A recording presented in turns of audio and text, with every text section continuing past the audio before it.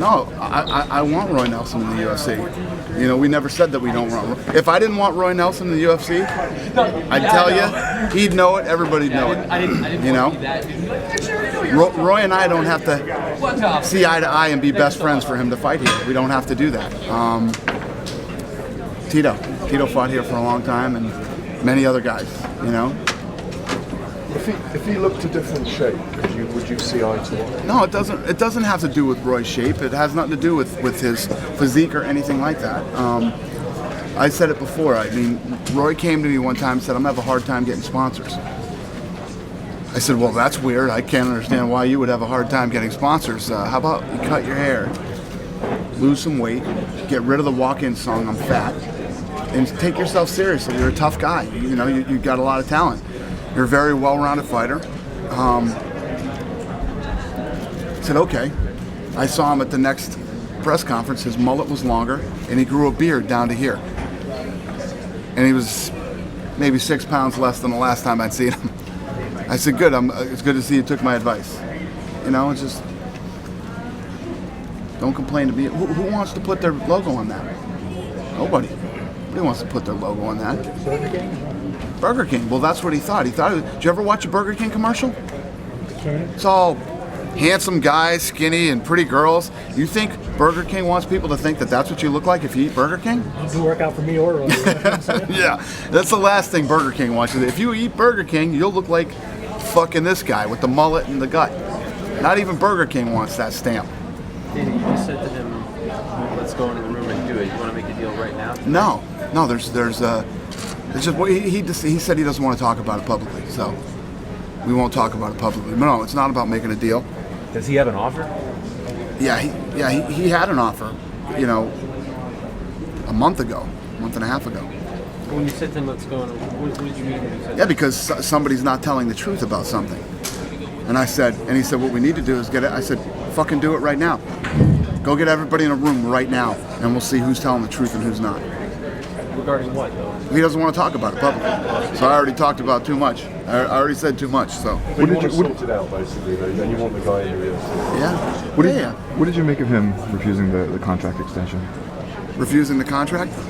I've said it before, and I will say it again. He's got a hell of a chin. He can knock people out. He ain't gonna be winning any fucking spelling bees anytime soon. Okay? Not the smartest man you will ever meet. Well, it seemed like he was kind of betting on this one. You know, he'll win and this. And that's the business. Price you know, and again, there's a lot of reasons why I respect Roy Nelson. And Roy Nelson rolled the dice tonight. You know, he had a high stakes poker game tonight, and he lost. Did he prove anything though by, you know, like you said before, when he walked out, you know, you could see the fans are into him. Yeah. You know, he's popular. He didn't look great obviously tonight, but you know, still he's a popular fighter. Does that impact, you know, how you think of him going into the negotiation? Yeah, there's no doubt. It's not like we're saying we're not signing Roy Nelson. We hate him. We don't want him here. We're trying to come to a deal with Roy Nelson. What was your reaction when Roy was speaking to Ariel earlier this week and referred to Daniel Cormier challenging him against my Uncle Tom Lou? What did you make of that comment? Obviously very racial in its intent. I don't think that was very racist. I mean, it's... You wouldn't have said that comment if Daniel Cormier was white. Really? Well, you're saying it's not racist. It's not racist. Uncle Tom is what black guys call other black guys sometimes. You know what I mean?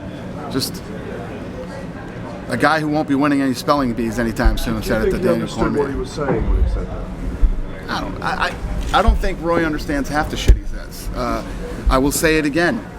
He is not the brightest guy you will ever fucking meet. He's not going to be winning any Nobel Peace Prizes. He's not going to find the cure for fucking cancer. He's not going to win any spelling bees. But if you ask him, he'll tell you he's the smartest guy in the world. He's just not. Joe Silva, he was fighting under the Ultimate Fighter contract, and he called Joe Silva and said, "Listen, I'm fighting tough guys here, and I'm winning, and you know." And Joe said, "You're right. We're going to get rid of the Ultimate Fighter contract and give you another contract." So Joe Silva offers him a deal for more money. And Roy said, "That's not enough." That was recently. No. That was a while ago. This was a while ago. And Joe says, "Okay, well, this is my offer. I'll rip up the old contract and give you this one. He said, no. Joe said, but it's more money. I don't care. It's not what I want. Now you did. He fucking fought under the Ultimate Fighter contract instead of taking the new contract to Joe, which was significantly more money. Because in his defense, you know, I mean, he fights. He's had a lot of fights in Nevada where we see payouts, and of course there are discretionary bonuses that you don't see in that. But he was consistently a very low-paid athlete on the main card. Because he wanted to stay on the Ultimate Fighter contract instead of taking the new deal that was offered to him. It's more money. Is that not bright, as you say, or is he just stubborn? Yeah. That's why he can't be knocked out. That's what I told his wife tonight when she was sitting next to me. I said, he's so thick-headed, couldn't knock him out with a, you hit him with a fucking truck, you know? Is there a part of him who's a little bit brilliant? Because if you look at his popularity, his Twitter Oh, he's followers, fucking brilliant, yeah. in the sense that there are people who relate to him. You know, no one looks like him, and that look is relatable. To People don't relate to him in the way that he looks. If people related to him in the way that he looked, there'd be sponsors fucking stuck all over him. It's not, you're wrong there. What people relate to is he's knocked 12 people out in a row. You tune in and you watch this guy who looks like he, you know, could barely walk up the stairs to the octagon, and he goes in there and knocks out these guys that, you know, like Czech Congo, this physical specimen, you know, he hits him in the neck and knocks him out. That's why people like Roy Nelson. And people like Roy Nelson because he's like the renegade guy, and I can't stand him, and I'll make it very public, and, you know, it's not because people relate to him. On the other side of the coin, what did you make of the very kind of strategic and concise and precise Steve Mazzagatti we saw tonight? Yeah, it was a huge opportunity for him. You know, with Roy being ranked number 5, huge opportunity for him to, you know, literally bury that last loss and come in and beat Roy Nelson. Impressed with him? Huh? Are you The impressed with him? thing is, you know, everybody, Roy was talking about a title shot, and Roy was talking about this and that, and they'll never give me one, and all this other stuff. But you get a guy who can go in there and use his hands in footwork, they'll pick Roy Nelson apart every day if he doesn't land that bomb on him. You know what I mean? Or if he doesn't double leg him and get him down on the ground and smother him for 3 rounds. You know? And that's kind of my frustration with Roy Nelson. If he took himself seriously, if he lost some of the weight and really trained, imagine what that guy would be able to do. Look at the things that he does now in the shape that he's in and the way that he is. It's just, he is his worst own enemy. Everybody wants to talk about how popular he is. He ain't so fucking popular that he's making George St. Pierre money, or Anderson Silva money, or Cain Velasquez money, or Junior Dos Santos money, the guys that are at the top of the division. You know, when you're the best, you make a shitload of money. When you're mediocre, you make mediocre money. Is Miocic going to be one of the best, you think, in the year's time? No clue. He's got the tools and the skills, you know. We'll see what happens. You got guys like Cain, man, it's just a machine, keeps coming. You got Dos Santos, who hits hard as hell and has a chin like granite, you know. There's some tough guys at the top of the heavyweight division. Dana, you see a lot of guys very emotional, you know, after first UFC appearance, first UFC win. You know, when you see someone like Mitch Clark, you know, break down in the cage like that, just in tears after getting his first win. You know, what do you think? It means something to those guys to get to that point. Yeah, no doubt about it. I mean, these are guys who've been training their whole life to get here and fight and to get your first win in the UFC. I'm sure it's pretty heavy, you know. What are your thoughts on Dan Henderson and/or Rashad Evans talking about, you know, keeping that window open and going down to 185? Do you think that would, especially for Henderson, kind of make sense at this point? I don't know if Rashad can make 85. You know what I mean? Rashad looked great. I mean, he was pretty lean for this fight. And what did he weigh? Do you guys remember? Was it 205, 206? It was 206. 206? It was 206 today. And he was ripped. He was in the best shape I've seen him in a long time. And he'd still have to, you know, cut a lot of weight to get down to 85. And then Dan, I don't know what Dan wants to do. What would you say to Rashad after the fight? What do you mean? We're talking private. That's between me and him. Was it a good conversation? Fucking Ariel sees everything, doesn't he? It was a good conversation. Yeah, I like, you know, Rashad and I have known each other a long time, man. He came off season 2 of The Ultimate Fighter, and you know, we go back. This kid Kraus, you know, came on The Ultimate Fighter. He got hurt. Then he was like, I was on The Ultimate Fighter, I got hurt. And he talked to the lovely Joe Silva, who told him, I don't care if you were on The Ultimate Fighter or not, get back out there and get some wins, and we'll think about bringing you back. So he goes out and cracks off 7 wins in a row and then makes it back into the UFC and comes out and wins both bonuses, which is tough to do. It's only happened a few times. And it's a pretty cool story. He was brilliantly impressive off both feet, though, wasn't he? And very unorthodox in his striking. He looked awesome against a durable, tough, unstoppable veteran. When you think about, I can't remember, it's like Stout's had like 16 fights in the UFC, and guy's never been at the top of his division, never been like a ranked guy that everybody's talking about, and has been here for almost 5.5 years. Speaks volumes to how tough and durable that kid is, and what a tough veteran he is to fight for your first fight. Sorry, Danny, you took an incredible amount of heat in February for releasing John Fitch. Put the what? You took a lot of heat for releasing John Fitch in February. Did you feel vindicated by what happened last night? Again, I'll say I have nothing against John Fitch. I never did. It was all hyped up bullshit, and I think John Fitch, used it as a little bit of ammo when he got cut, and tried to spin it that I hated him and all this other stuff, which was complete bullshit. But I felt that John Fitch was on the downside of his career. And then today, like after it happened, everybody was like, "You're right. Oh, you were right." All of that. Well, I wasn't right, because I caught John Fitch. I said he went 1-2-1 since 2011, right? And I said, and he's on the downside of his career. He's 35 years old. He hasn't looked impressive at all. But I said, he'll be a world champion at the World Series of Fighting. I said, he'll go over there and win a title. Did you actually go out of your way to watch that? I did. Last night I went to dinner, and I came home, and everybody was texting me about that show that was on last night. So I literally pulled it up on the computer just as Fitch and what's his name were walking in. What's his name? Fought for you, John Yeah. Berkman. Yeah, no, I know Berkman. Yeah. Are you shocked by this? Nothing shocks me anymore. I mean, there's so many upsets in MMA. Did I think Fitch was going to win? Yeah. I thought Fitch was going to win. I said Fitch is going to wrestle fuck him for 3 rounds and win the fight. Are you interested in Berkman? I like Josh Berkman very much. Another guy from season 2 of The Ultimate Fighter, and a great guy. Has always been a good kid, and I'm happy for him. And does anybody here disagree with me that Mazzagatti is a fucking toolbox? Yeah, I'm going to ask about him. I mean, he literally did nothing. Fitch is out cold, and I saw some people talking shit on the internet today, like, oh, well, BJ Penn held the choke for 5 more seconds, and somebody else, I can't remember who it was, rear naked chokes. If you fucking choke me, hold a rear naked choke for 5 more seconds. This fucking choke? Anybody who's ever done any jiu-jitsu, that thing does fucking damage.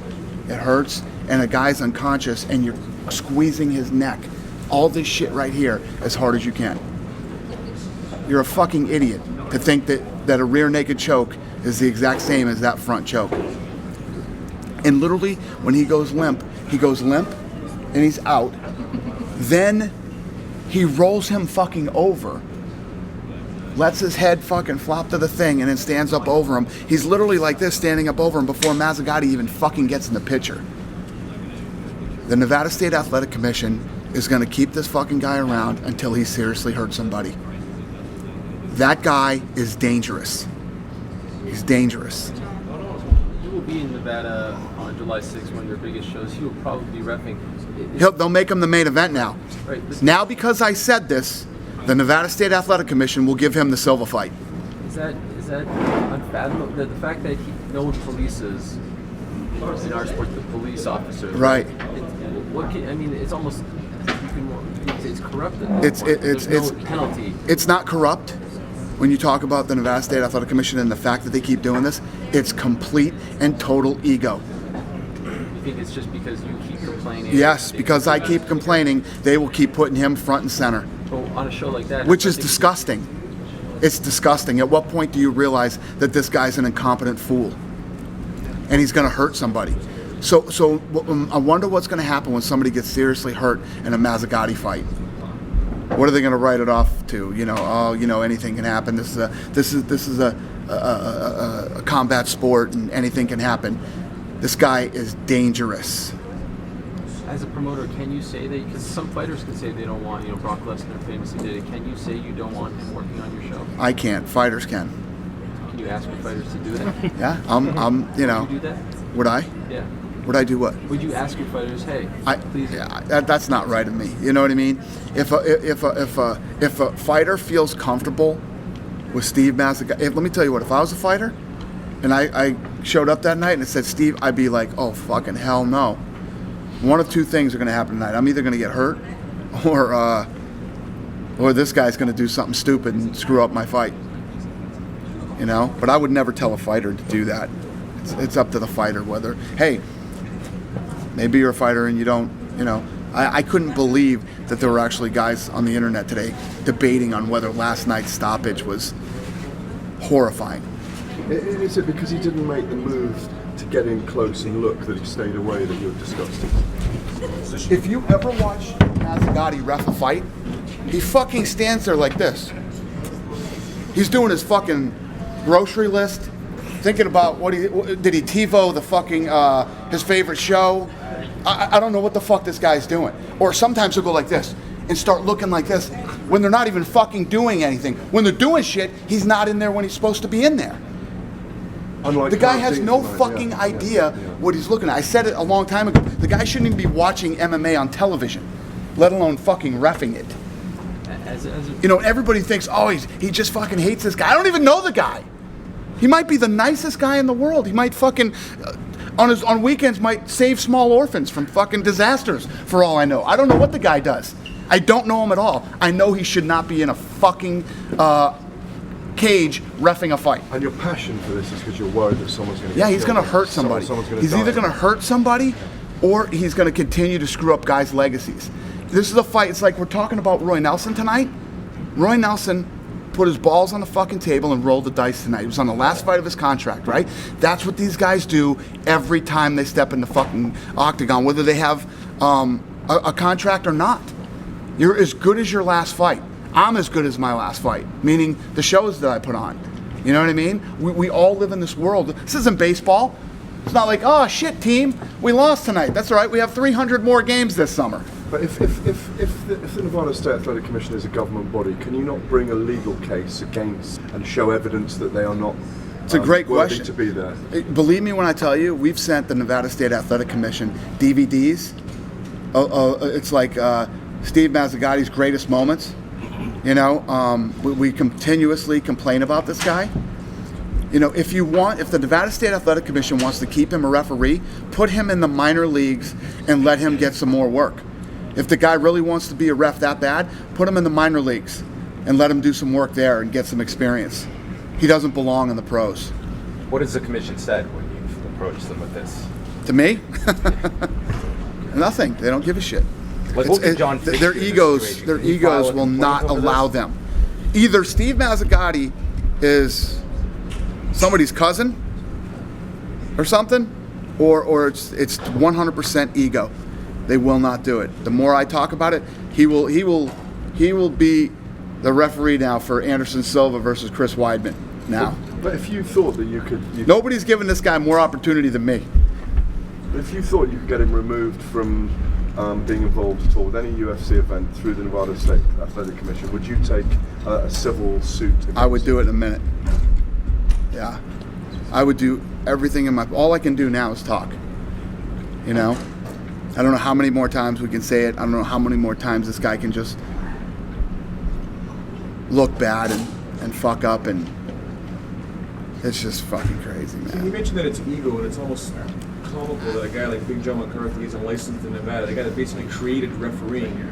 Yeah, Mazzagatti's there. He's screwing up there. Can Mark Radner not? Who came from the Nevada State Athletic Commission not say, "Listen, man, come on, that's enough." Well, everybody, you know, you'll hear people saying out there, "Oh, you know, the Nevada State Athletic Commission's in Zuffa's pocket, and they could do it." Yeah, okay. If the Nevada State Athletic Commission gave a shit what we thought, Mazzagatti would have been gone a long time ago. And Nevada State Athletic Commission is supposed to be the best in the country. It used to be. It's not anymore. But if you can prove that he's putting your fighters' lives at risk, then surely you ought to be able to force something. But how do you do that in a court where the judge and everybody else wouldn't even know what they were looking at? Let me tell you what. If you've that's the problem with Mazzagatti. If you've never been in that fucking choke that John Fitch was in, he had his arms around his neck. Big deal. Yeah. Let somebody who's trained, strong, and has that choke on you the right way do it to you. Have him just do it to you for a second and see how you feel. I'm not talking about choke you unconscious and then keep holding it until he wants to let go. And you see Fitch's arms go dead. You see him go limp. Mazzagatti standing in the corner. Pick up some bread, fucking milk, right? Then he flips him over and is still on top of him with the choke, flips his head back, then stands above him and goes like this. And then you see Mazzagatti going, is he sleeping? I guess this fight's over, right? I mean, you couldn't explain that to somebody unless they'd been choked before, to know the difference between the two chokes. As a result of this and other decisions, is it fair for you to say that Keith Kaiser is doing your state, Nevada, a disservice as commissioner? He's not doing his job? Ariel, shut up. You answer that question. Would you say, Ariel, would you say that Keith Kaiser is doing the state of Nevada a disservice by keeping Mazzagatti in there? Yes. Okay. Well, there you go. Stupid fucking question, and you knew the answer to it already. No? Dana, I think you could prove that to a court, though, yeah. Because I mean, actually, to be honest, I've never been in a guillotine choke, but I can tell when a guy is out unconscious and the referee still hasn't stepped in. I mean, I think you could, exercise your right to file a lawsuit and see what happens. You know what? We've talked about this so many times, and I got a lot of lawyers and a lot of smart guys and guys who came off the commission. Nobody has ever said, you know what we can do? So I don't know if we can do that. Something we don't know the answer to necessarily. Do you know how bad Anthony Pettis' knee injury is? It's not bad. Anthony Pettis' knee is not bad, but it's not good. He doesn't require surgery. He's going to have to go into therapy. And Anthony Pettis came out today and was telling Ariel that he will be ready by the end of August, which is not true. Okay? Does he just he talked to a doctor, and the doctor said he's out for a good 6 weeks, and he needs a good therapist, and he needs to get his knee back. That's what our doctor said. He talked to a therapist in Milwaukee who told him 3 weeks. I could give a shit what the therapist in Milwaukee thinks. I'm listening to the doctor. And I'm going to fly him out to Las Vegas to see Dr. Saunders, too, for a second opinion. I'm in no hurry. Nobody's more bummed out about the Pettis fight than me. I was talking to you guys about it the day before it happened. I couldn't wait for that fight. But I'm not going to put Pettis in there in 3.5 weeks when it should take 6 weeks for his knee to heal. So does he stay in line then? Yeah, he's definitely in line. Of all those zombies. Yeah, we'll see what happens. And then, well, he could do either. He could fight Aldo. He could fight the winner of Pettis and TJ Grant. We would assume 2 choices to fight Aldo in his place. So why Zombie over Ricardo Lamas? Why not? I don't have problems with either. Well, me and Ariel did this dance earlier, I don't watch this stuff anymore. Me neither. And so he said, this is what Ariel said to me. They say that Ricardo should have got it. I said, who are they? Who said it? Well, people are saying that. And I said, well, people were saying the Zombie should have too before he got hurt. Mm-hmm. So you had 2 guys that both could have got this fight. And Zombie's back and needs a fight. And Ricardo, unfortunately, I know is bummed out. And I told him, you're in that place that Chuck Liddell was in at one time. You're in that place that Carlos Condit was in at one time. And you're in that place that Johnny Hendricks has been in. You know, you will get yours. Your day is coming, I promise you. And I don't remember if I told you guys this before, but I'm going to pay him his show money for July 6th. So he's off the show. He's off the show. We're still trying to get him a fight. Okay. But if we don't, he's getting paid his show money no matter what. I mean, I guess the argument could be made that Korean Zombie is a bigger name than Ricardo Lamas. I mean, not to say that has anything to do there with aren't it. too many people that are bummed out, other than Ricardo, that the Zombie's getting the fight. Dana, do you have any plans for the 20th anniversary show yet? Like concrete plans? No, not yet. You know, the year started out so kick-ass, and then we start getting these injury bugs again, you know. I don't know what I'm doing yet. How do you react to we've had this discussion before, but hours before you were telling us how excited you were. Sorry to bore you, by the way. Yeah. You tried to tell us something? Hours before you were saying how much you loved that fight, and then you get the news, you tweet it. How do you react? Are you numb to it now? I am. You really After last year, bang the table. You guys. no. After last year, it's just like last year I was freaking out, but this year it's just like just rolling with the punches, man. And Randy Couture said this week that he gave you every opportunity. I can't wait to hear this. He said he gave you every opportunity to keep him around. Yeah. Is that true? I have nothing to say about him. Fuck him. Dana, with Igor Pokrajic's loss today to Ryan Jimmel, is his roster spot in the UFC still secure, or? Yeah. How many losses is he? Well, it have? would be 3 if you count the Beltran that got turned with for the steroids. But That's 3 losses. Yeah, I don't know. We'll see what happens. Like I said, we got a lot of guys on the roster right now, but Igor's a tough guy. I like him. You know. At one point, I think you had said that if Aldo were to beat Pettis, Aldo could then move up and challenge at 155. Does that still hold if Aldo beats Zombie now? I don't that know. it's a different opponent? I got to see what happens and see what Aldo's thinking and what he wants to do. Because obviously now there still remains a lot more challenges at 145 for him. Right.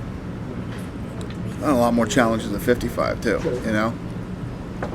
So we'll see. We'll see what happens.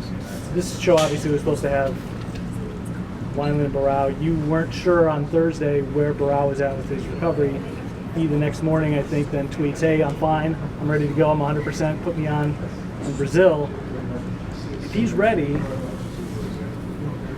does Wineland stay in that fight? First of all, is Wineland and Barao the next interim title fight? I didn't know Barao was healthy. I didn't even know he tweeted. I don't know anything about that. It's like I got to talk to these guys and figure this out. It's like it's the same thing as Pettis saying, "Yeah, I can go 3.5 weeks." No, you can't. You can't go 3.5 weeks. Was Pettis asking you if he could get on that Milwaukee show? No, but I'm sure that's what he's thinking. You know, 3.5 weeks I can get on the Milwaukee show. But I'm bringing him to Vegas. Do you have any information on the Praetorian story? Yeah, I do.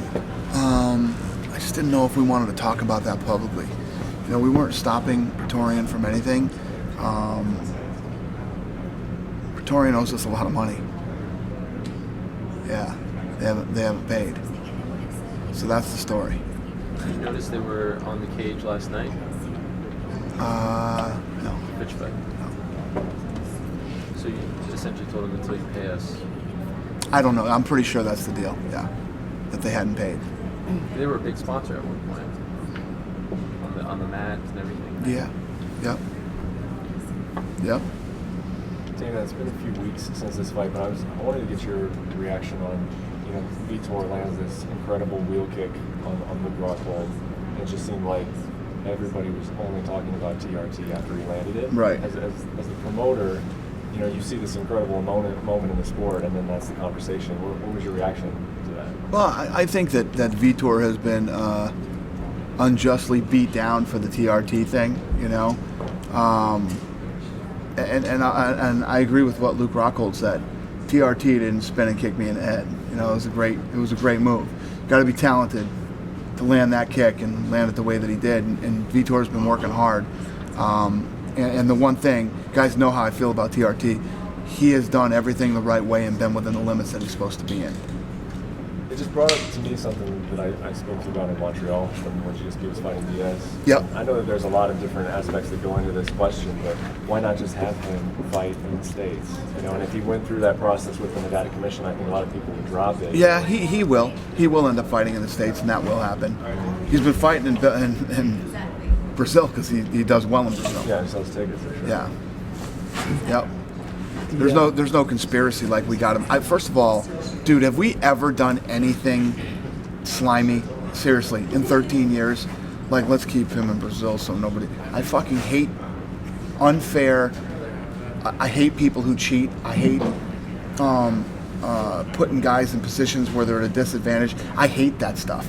I want fights to happen evenly and for the best guy to win. And that's why I was so pissed off about the TRT thing, because I felt like people were cheating. Felt like people are getting jacked up during their training. One guy's fighting on his natural abilities, other guy's getting jacked up. He recovers faster, he's stronger, he's more explosive. He has a much better training camp than the guy who is natural. And then he gets his levels back down before they fight. That's what was pissing me off. Lorenzo would never put a guy down in Brazil because we think he'll pass down there and won't pass somewhere else. And the guys that regulate Brazil are the same fucking guys who pulled Gustafsson out of the fight for the cut. The same guys. And not like I was a big fan of their decision down in Holland, you know what I mean? So it's not like they're doing me any favors or we have some, Yahoo buddy-buddy relationship like the Nevada State Athletic Commission. Yeah. You know? Was there any particular thought process in putting John back in Toronto? Third time in 4 fights. No, that was the date he landed on because his toe was going to be better. The September 4th. There was some thought process in putting GSP in Vegas. Well, yeah, I mean, you guys have talked about that for a while, wanting to get Right. September, October? September I don't 24th? know. I can't keep We'll look my it back days up. straight anymore. All right. You guys done with me? Have a great night. I'm going home. Thank you. Thank you.